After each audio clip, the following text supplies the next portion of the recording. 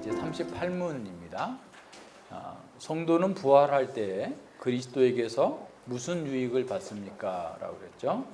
성도는 부활할 때 영광 중에 일으킴을 입어 심판날에 공공연히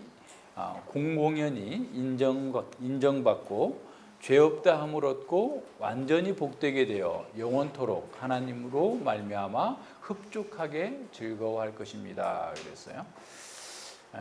그러니까 성도가 부활할 때 그리스도로부터 어떤 유익을 얻습니까? 라고 그랬죠. 그러니까 성도의 부활은 너무나 확정적인데, 근데 사람들은 그 부활을 믿지 않아요. 그러니까 이제 근데 이 부활을 믿지 않는 것이 사람들이 오늘날에는, 옛날에는 그랬거든요. 그러니까 그 부활을 믿기 때문에 예수님이 오실 때 내가 일어나야 된다 해가지고 교회 예배당 밑에다가 무덤을 두기도 하고, 또 그 예배당 주변에서 이렇게 그 모이지를 해가지고 주님이 오시면 일어나야 된다 이렇게 했는데, 원자폭탄이 떨어지니까 인간이 그냥 하나도 남아있지 않을 정도로 싹 다 분해되어 버리는데, 또 사자에게 먹혀버린 사람들을 어떻게 부활하는가, 뭐 등등의 이제 이런 얘기들을 하게 되는 거죠. 그래서 이제 그럼 부활이 없는 거 아닌가?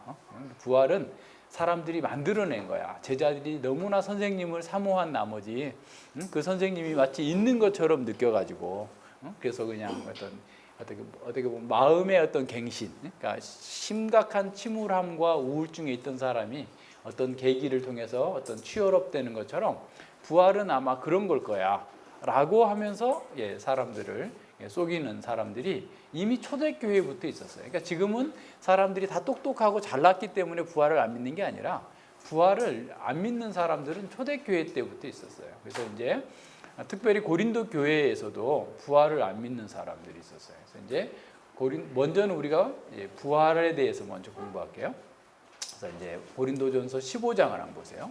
고린도전서 15장에 보면 부활을 믿지 않는 사람들이 이 교회를 돌아가지고 어지럽히는 거예요. 그러니까 사람들은 자기가 안 믿어지면 자기만 안 믿으면 되는데, 자기가 안 믿는 것을 다른 사람들한테 자꾸 얘기해가지고 다른 사람들을 또 못 믿게 만들려고 해요. 그러니까 이 악한 습성이 있습니다. 이 죄는 자꾸 번져가기 때문에 그래요.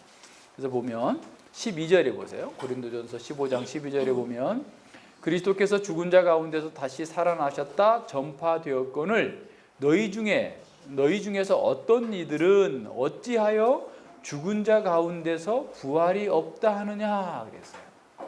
자, 어떤 사람들은 부활이 어디 있어? 죽으면 끝이지. 이렇게 생각하고 있는 거예요. 자, 그러자 바울은 만일 죽은 자의 부활이 없으면 그리스도도 다시 살지 못하였으리라. 그러니까 사람이 다시 부활하는 일이 없다면 그리스도도 다시 살아난 일이 없어. 부활하지 못했다는 거예요. 그렇다면 14절에 그리스도께서 만일 다시 살지 못하였으면 우리의 전파하는 것도 헛것이요 또 너희 믿음도 헛것이며 또 우리가 하나님의 거짓 증인으로 발견되리니 우리가 하나님이 그리스도를 다시 살리셨다고 증거하였음이니라.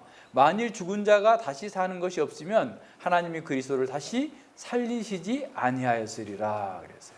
만일 죽은 자가 다시 사는 것이 없으면 그리스도도 다시 사신 것이 없었을 테요. 그리스도께서 다시 사신 것이 없으면 너희의 믿음도 헛것이 되고 너희가 여전히 죄 가운데 있을 것이요. 또한 그리스도 안에서 잠자는 자도 망하였으리니 만일 그리스도 안에서 우리의 바라는 것이 다만 이생뿐이면 모든 사람 가운데 우리가 더욱 불쌍한 자리라 그랬어요. 그러니까 사람들은 부활이 없다라고 생각하는 거예요. 근데 이 부활은 하나님께서 우리에게 인간을 창조하실 때부터 사실은 갖고 계셨던 계획이에요. 그러니까 이 부활이 없다면 우리는 하나님의 자녀가 될 수도 없고 세상에서 제대로 된 삶을 살 수도 없어요. 그래서 이제 부활을 하는 것은 모든 사람이 부활해요. 그러니까 지난주에도 우리가 공부했지만, 그러니까 사람은 이게 이제 모든 사람이 부활해요. 부활하는데 불신자는, 믿지 않는 사람들은 심판의 부활로, 우리가 지금 외웠던 아까 말씀드린 심판의 부활로 나오고, 또 하나는 이제 생명의 부활로 나오는 거예요. 자, 그런데 이제 우리가 생각해 볼 것은 이 부활은 지난 시간에도 봤던 것처럼 이 우리가 있는 1차 부활이 있어요. 그러니까 1차 부활은 우리의 영혼의 부활이에요. 영혼의 부활했어요. 우리는 이미 영혼의 부활을 한 사람이 이제 하나님의 백성이에요. 하나님의 사람이에요. 영혼의 부활을 한 사람이 이제 이 육식 몸의 부활을 하는 거예요. 몸의 부활. 그래서 예수님께서 몸의 부활을 있다라는 사실을 보여주기 위해서 첫 열매가 부활의 첫 열매가 됐다라고 그랬어요. 부활의 첫 열매.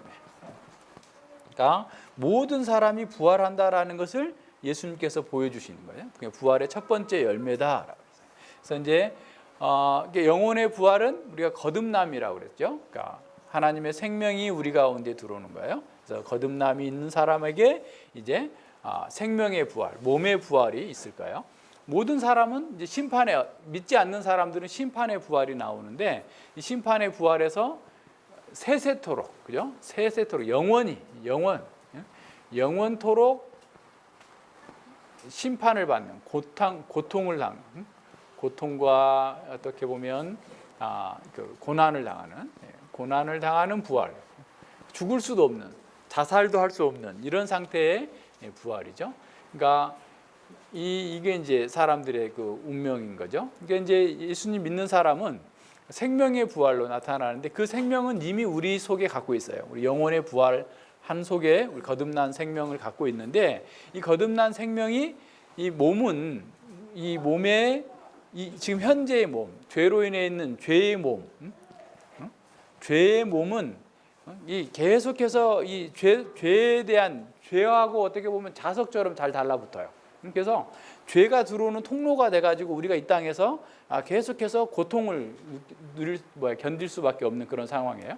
고통을 당해요. 그러니까 이 세상에서 이 몸을 벗어버렸으면 아까 어제 지난 시간에 공부한 것처럼 어떤 거였어요? 하늘에 가는 거죠.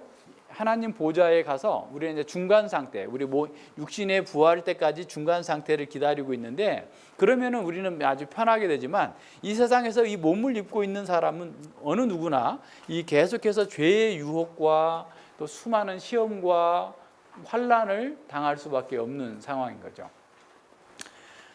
그래서 이 몸의 이 상태에서 우리가 고통을 당하는데 이제 이 예수님과 동일한 몸의 부활을 하는 거예요. 그래서 하나님께서 창조하실 때 원래 우리 처음에 창세기 공부할 때 그랬잖아요. 창세기 공부할 때 아담과 하와가 하나님께서 목표하셨던 완성 인간이 아니에요. 그래서 진정한 완성 인간은 이제 하나님의 생명, 이렇게 영과 또 부활한 몸, 그죠? 예. 부활한 영, 부활한 몸, 부활한 몸을 가진 이렇게 사람. 어떻게 보면 예수님 믿는 새로운 사람, 새 창조, 그죠? 예수님의 보혈로 말미암아서 새 창조된 사람이 하나님께서 원래 가지셨던 그 창조의 인간, 새로운 창조예요. 그래서 하나님의 생명 가운데에서 하나님의 부유함을 맛보고 하나님 나라를 상속받는 그 삶을 살 수 있도록 하나님께서 정하셨어요. 그러니까 이 몸의 부활은 사실은 이 역사의 프로그램에서 절정인 거죠. 그러니까 이 역사의 절정이에요. 그러니까 오늘 또 나오지만 역사의 절정으로서의 부활이 있는 거예요. 그래서 이제 새로운 하나님 나라가 극치에 이르게 되는 거죠. 이 상태에 모든 사람들이 부활하게 돼 있어요. 그래서 부활을 믿지 않는 사람들은 어떻게 살겠어요? 그러니까 뭐 부활이 없으니까 그냥 아무렇게나 살면 되지. 이 세상이 끝이지. 계속 그런 얘기 나와요. 보세요. 33절에 보세요. 33절. 29절부터 볼까요? 자, 고린도전서 15장 29절. 만일 죽은 자들이 도무지 살지 못하면 죽은 자들을 위하여 세례받는 자들이 무엇을 하겠느냐? 어찌하여 저희를 위하여 세례를 받느냐? 또 어찌하여 우리가 때마다 위험을 무릅쓰리요? 형제들아, 내가 그리스도 예수 우리 주 안에서 가진 바 너희에게 대한 나의 자랑을 두고 단언하노니 나는 날마다 죽노라. 내가 범인처럼 에베소에서 맹소로 더불어 싸웠으면 내게 무슨 유익이 있느냐? 죽은 자가 다시 살지 못할 것이면 내일 죽을 터이니 먹고 마시자 하리라. 속지 말라. 악한 동무들은 선한 행실을 더럽히나니. 악한 동무들은 어떤 동무겠어요? 부활을 믿지 않는 사람들. 부활을 믿지 않는 사람들은 선한 행실을 더럽히나니 깨어 의를 행하고 죄를 짓지 말라. 하나님을 알지 못하는 자가 있기로 내가 너희를 부끄럽게 하기 위하여 말하노라. 깨어서 정신을 차리고 하나님의 말씀을 따라서 의를 행하고 죄를 짓지 말라. 이게 하여튼 요새 사람들이 너무 이상한 말들을 많이 해가지고 그거 뭐 이게 다 일일이 대꾸할 가치도 없는 그런 일들이 많은데, 하여튼 이 부활의 소망을 갖고 있지 않는 사람들은 그냥 현세가 전부인 거예요. 그래서 이 땅에서 그냥 잘 먹고 잘 살고 번영하고 즐기고 누리자, 여기에 다 매여 있어요. 근데 부활의 소망이 있는 사람은 어떻게? 의를 행하는 거예요. 하나님께서 기뻐하시는 것만을 행하는 거예요. 죽어도 그렇게 해야겠다라고 나가는 사람이에요. 부활의 소망을 갖는 사람, 부활의 신앙이 있는 사람이 진짜 그리스도인이에요. 그러니까 부활의 신앙이 없는 사람들은 지금 계속 졸고 있는 거죠. 졸아요, 계속. 그러니까 부활의 신앙이 없으니까 세상에 취해가지고 졸고 계속 쓸데없는 짓 하면서 계속 자기를 파괴하는 삶을 사는 거야. 이게 사람들이 갖고 있는 아주 기본적인 겁니다. 그러니까 사람들이 지금 자기들이 심판의 부활로 나올 거다라는 사실을 알면 지금 TV 보고 앉았겠어요? 지금 영화 보러 가겠어요? 양양 고속도로 달리겠어요? 자기들이 지금 심판의 부활로 나올 거라고 생각한다면 지금 교회가 미어 터져야지 막 여기 앞에까지 나와가지고 좀 자리 좀 비켜달라고 해야 될 거 아니에요. 그죠? 사람들은 안 믿는 거야. 심판이 없다. 그러니까 이 세상이면 죽으면 끝이야. 이렇게 살게 만들어요. 누가 그렇게 만들어요? 사단이 얘기해요. 사단이 계속해서 쇠뇌시키는 거야. TV에서 영화에서 심판이 있다 얘기하고 있어요. 사람들은 계속해서 엉뚱한 것들을 계속 하나님 없는 세상. 그러니까 이 역사는 C.S. 루이스가 말하는 것처럼 하나님 없이 잘 먹고 잘 살기 위해서 달려온 거예요. 그러니까 이 세상 모든 사람들은 하나님이 없다. 하나님 말씀은 거짓말이다. 그리고 인간이 알아서 잘 살아야 된다. 이렇게 얘기하는 거예요. 부활을 믿지 않는 사람들은 그래서 그들이 아무리 선한 삶을 살았다 할지라도 공자님처럼 살았다 할지라도 그들은 하나님 나라에 참여할 수 없어요. 지금도 공자는 불 가운데서 뭐라고 그러겠어요? 야, 나 따라오지 말고 예수님 따라가라 그럴 거예요. 나 따라오지 마라. 이렇게 할 거예요. 그러니까 영원한 심판이 있는데 이 심판을 사람들은 생각하지 않아요. 그래서 이거 보세요. 자, 성도는 부활할 때 영광 중에 일으킴을 입어 그랬어요. 심판 날에 공경원이 인정함을 받고 최후의 백보자 심판. 그러니까 요한계시록 20장에 한번 찾아보세요. 요한계시록 20장 이제 마지막 심판이 있어요. 그때 예수님 안에서 우리가 의롭다함을 여김을 받고 이제 생명의 영원한 생명을 누리게 되는 거예요. 20장 11절. 또 내가 크고 흰 보좌와 그 위에 앉으신 자를 보니 땅과 하늘이 그 앞에서 피하여 간 데 없더라. 또 내가 보니 죽은 자들이 물은 대수하고 그 보좌 앞에 섰는데 책들이 펴 있고 또 다른 책이 펴 있으니 생명책이라. 죽은 자들이 자기 행위를 따라 책들에 기록된 대로 심판을 받으니 바다가 그 가운데에서 죽은 자들을 내어주고 사망과 엄부도 그 가운데에서 죽은 자들을 내어주매 각 사람이 자기 행위대로 심판을 받고 사망과 음부도 불못에 던지우니 이것은 둘째 사망이라. 누구든지 생명책에 기록되지 못한 자는 불못에 던지우리라 그랬어요. 자, 요한계시록 둘째 사망이라고 하는 것은 우리가 공부했던 셋째 사망, 영원 사망을 가리키는 거예요. 그러니까 영원 사망 가운데서 다 사람들은 죽어요. 불못에 던져서서 죽는 거예요. 그런데 뭐예요? 예수님 믿는 사람 20장 보세요. 20장 거기 5절부터 보세요. 자, 성도들이 1000년 동안 왕노릇하는데 그 나머지 죽은 자들은 1000년의 차이까지 살지 못하더라. 이는 첫째 부활이라. 우리는 첫째 부활했어요. 영혼의 부활을 했어요. 그죠? 이 첫째 부활에 참여하는 자들은 복이 있고 거룩하도다. 둘째 사망이 그들을 다스릴 권세가 없고 도리어 그들이 하나님과 그리스도의 제사장이 되어 1000년 동안 그리스도로 더불어 왕노릇하리로다 그랬어요. 우리는 첫째 사망, 둘째 사망을 이겼고 첫째 부활했고 이제 몸의 부활을 남겨두고 있는 사람들이에요. 그래서 몸의 부활을 믿는 우리는 몸의 부활 안에서 마지막 심판 때에도 예수님 때문에 이제 인정을 한번 받는 거예요. 의롭다, 칭의가 최종적으로 확정되고 선언되어지는 거예요. 그러니까 이미 칭의되어 있지만 공식적인 확정이 되는 거예요. 자, 그리고 완전히 복되고 영원토록 하나님으로 말미암아 흡족하게 될 것이다 했어요. 그러니까 우리 하나님께서 창조의 목적으로 두셨던 이 영과 그러니까 한번 잘 생각해 보세요. 예수님의 몸의 부활. 그래서 이제 예수님의 그러니까 지금 현재의 몸과 부활할 때의 몸이 어떻게 보면 한편에서는 연속성이 있으면서 또한 불연속성이 있어요. 예를 들어서 내가 부활했는데 혜윤이를 알아볼 수 있을까요? 못 알아볼 수 있을까요? 못 알아볼까요? 응? 응? 서로 못 알아보면 어떡해? 너 누구니? 이러면 어떻게 하냐고. 우리가 같이 교회에서 평생을 같이 살았는데 은혜 너 누구니? 이러면 어떻게 안 되잖아. 연속성이 있어요. 그죠? 예수님의 제자들이 예수님을 알아봤잖아요. 너무 신령한 몸으로 바뀌어가지고 그냥 깜짝 놀라서 처음에는 못 알아봤어요. 그죠? 그러니까 제자들이 엠마오로 가는 중에 예수님이 옆에서 얘기를 하고 계속 말씀해 주셨는데도 뭔 소리인지 누군지 모르고 그냥 들은 거예요. 처음에는. 그죠? 예수님이 눈을 열어주니까 그냥 확 뒤집힌 거죠. 그러니까 연속성이 있어요. 그래서 어떤 목사님 그렇게 표현했더라고. 폐차이잖아. 자동차가 폐차돼서 썩어 빠져가지고 그거를 용광로에 다 집어넣어가지고 그 쇠로 새 차를 만들었다.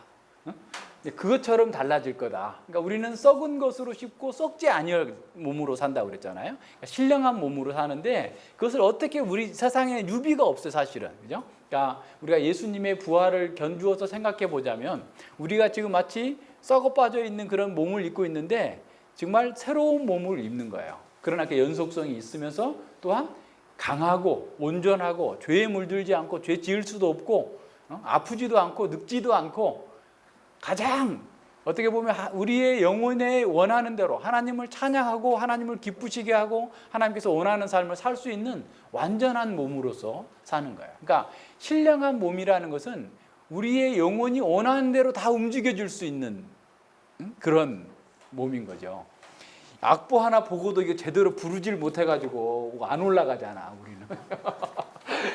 우리는 마음이 원이로 돼 안 되는 게 너무 많잖아, 우리 몸이. 그죠? 아침에 일어나기도 힘들고, 그죠? 뭐 맨날 아프고, 모든 면에서 우리는 지금 제한되어 있는 상태인데, 신령한 몸을 입으면, 그죠? 정말 우리가 영적으로 하나님을 찬양하고, 우리 영혼에 합당하게, 온전하게 행할 수 있는 그런 사람으로 바뀌게 되는 거예요. 그래서 그렇게 하면서 우리에게 최고의 복이 여기서 뭐라고 나왔냐면 영원토록 하나님으로 말미암아 흡족하게 즐거워할 거다. 하나님과 함께 있는 것. 그게 지고의 복이에요.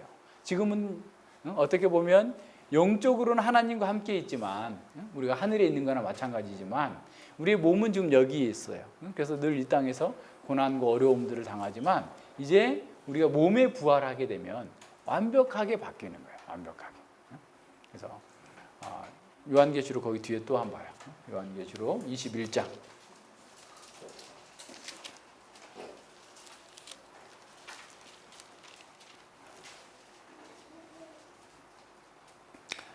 아, 1절부터 볼게요. 또 내가 새 하늘과 새 땅을 보니 처음 하늘과 처음 땅이 없어졌고 바다도 다시 있지 않더라. 이 바다는 이게 어떻게 보면 악의 그 세력들이 늘 이렇게 근거지를 삼고 있는 곳, 그런 곳이에요. 그러니까 하나님 나라 새 하늘과 새 땅에서는 그런 악의 근거지가 전혀 있지 않는 거죠. 왜냐하면 지금 앞에서 사망도 음부도 그리고 사단도 거짓 선지자도 다 멸망했기 때문에 그런 거예요. 자, 또 내가 보매 거룩한 성 새 예루살렘이 하나님께로부터 하늘에서 내려오니 그 예비한 것이 신부가 남편을 위하여 담장한 것 같더라. 이 새 예루살렘, 교회예요, 교회. 우리가 이제 부활해서 내려온 거예요. 내가 들으니 보좌에 큰 음성이 나서 가로되 보라, 하나님의 장막이 사람들과 함께 있음에 하나님이 저희와 함께 거하시리니 저희는 하나님의 백성이 되고 하나님은 친히 저희와 함께 계셔서 모든 눈물을 그 눈에서 씻기심에 다시 사망이 없고 애통하는 것이나 곡하는 것이나 아픈 것이 다시 있지 아니하리니 처음 것들은 다 지나갔음이라. 그랬어요. 보라, 보좌에 앉으신 이가 가라사대 보좌에 앉으신 이가 가라사대 보라, 내가 만물을 새롭게 하노라 하시고 또 가라사대 이 말은 신실하고 참되니 기록하라. 또 내게 말씀하시되 이루었도다. 다 이루었도다죠. 나는 알파 오메가여 처음과 나중이라. 내가 생명수 샘물로 목마른 자들에게 값없이 주리라. 그랬어요. 네, 우리가 하나님 나라의 극치에 이르게 되면 부활할 때 이렇게 큰 복을 누리고 살 거야. 그러니까 지금 어떻게 소망을 가진 사람들은 깨끗하게 사는 거야. 부활의 소망을 가진 사람들은 이 땅에서 좀 손해 봐도 그것 때문에 막 그냥 아둥바둥하지 않고 이렇게 사는 거야. 잘 참고 인내할 수 있는 거야. 부활이 없으면 그냥 오늘 먹고 마시고 즐기고 끝이자. 그리고 그렇게 우리가 정말 이렇게 하나님 말씀대로 산 사람이 가장 손해 본 짓 아니에요. 바울을 보세요. 바울은 이 복음을 위해서 40에 하나 가만 매를 3번이나 맞고 이따 나오지만 보통 그 당시에 그 태장으로 엉덩이를 그냥 치면 보통 사람은 20대 맞으면 죽어버렸대요.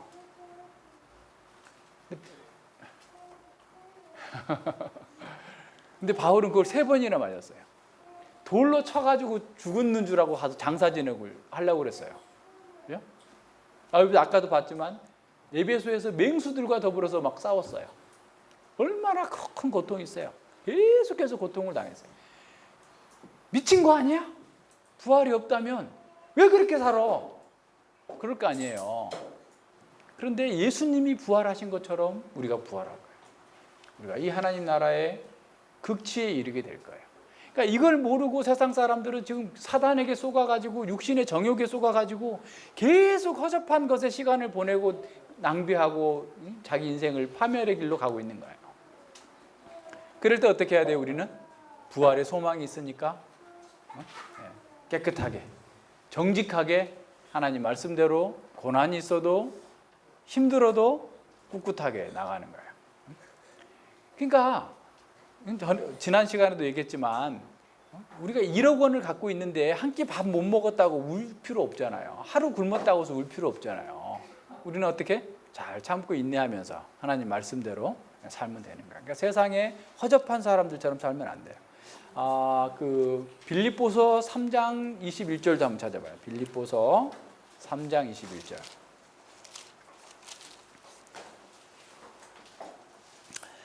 그가 만물을 자기에게 복종케 하실 수 있는 자의 역사로 우리의 낮은 몸을 자기 영광의 몸의 형체와 같이 변케 하시리라. 우리는 영광의 몸을 입을 거예요.